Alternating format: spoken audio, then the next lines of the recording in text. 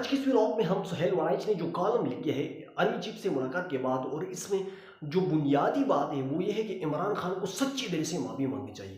ان پر بات کرنے سے قبل ہم تھوڑا سا یعنی اوور آل پاکستان کی جو سچویشن ہے اس کے اوپر بات کرتے ہیں۔ سب سے پہلے دیکھیے، خیبر پختونخوا میں 500 سے زیادہ لوگ اس وقت جان بحق ہو چکے ہیں سیلاب کی وجہ سے، ہزاروں لوگ بے گھر ہو چکے ہیں۔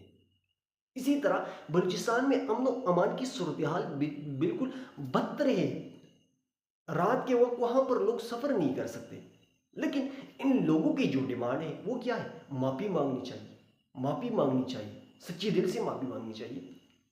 تو میرے سوال یہ ہے سہیل وڑائچ سے کہ عمران خان نے پاکستان کا قانون توڑا ہے، پاکستان کا آئین توڑا ہے، اس پاکستانی قوم کا پیسے چوری کیا ہوا ہے، آیا انہوں نے انتظامیہ کو اپنے دور میں اپنے مفاد کے لیے استعمال کیا ہے؟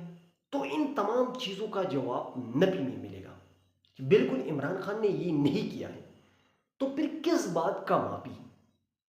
کیا عمران خان کا مطلب یہ ہے کہ عمران خان چونکہ ایک شخص طاقتور ہے، ان کے پاس طاقت ہے، اس کی طاقت کی وجہ سے پاکستان کی عدالتیں غیر فعال ہیں، انتظامیہ ان کے انگلی کے اوپر ناچتی ہے، تو جب کسی کے پاس طاقت ہو تو آپ بغیر کسی ثبوت کے، بغیر کسی جرم کے، بغیر کسی سزا کے آپ معافی مانگے؟ کیوں مانگے؟ میرے خیال میں جو لوگ وقت کے بادشاہ جو ظالم ہوتا ہے اور ان کے سامنے حق اور سچ کی بات کہہ دیں تو یہ سب سے افضل جہاد ہے، میں سمجھتا ہوں، اور یہ اسلامی تعلیمات بھی ہیں۔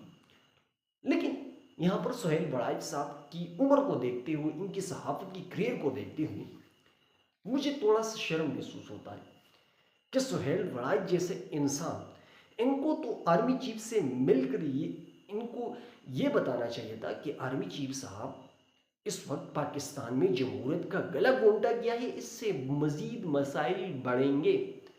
ہم نے 26ویں آئینی ترمیم کے ذریعے پاکستان کی عدلیہ کو بے توقیری کیا ہے، اس کے ہمارے مستقبل کے اوپر اس کے کیا اثرات پڑیں گے آپ اس کا اندازہ بھی نہیں لگا سکتے۔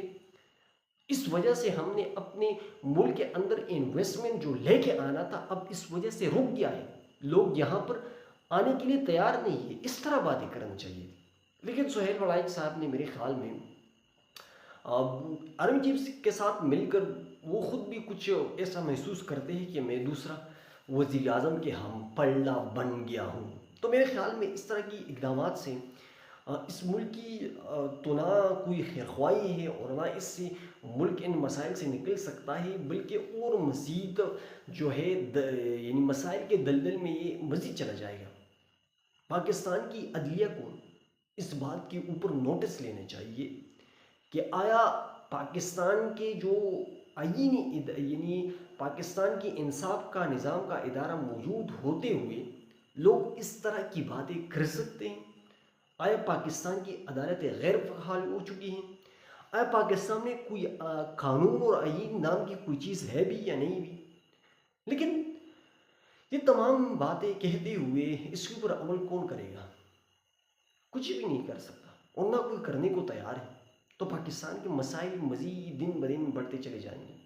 میرے خیال میں اس وقت پاکستان کی الیکٹرانک میڈیا کے اوپر، پرنٹ میڈیا کے اوپر اور ان صحافیوں کے منہ میں یہ سوالات ہونے چاہیے کہ پاکستان میں چند سال بعد اس طرح کا سیلاب آتا ہے جو کلائمیٹ چینج کی وجہ، اس کا بنیادی وجہ ہے، تو ہم اس کلائمیٹ چینج سے کس طرح نکل سکتے ہیں؟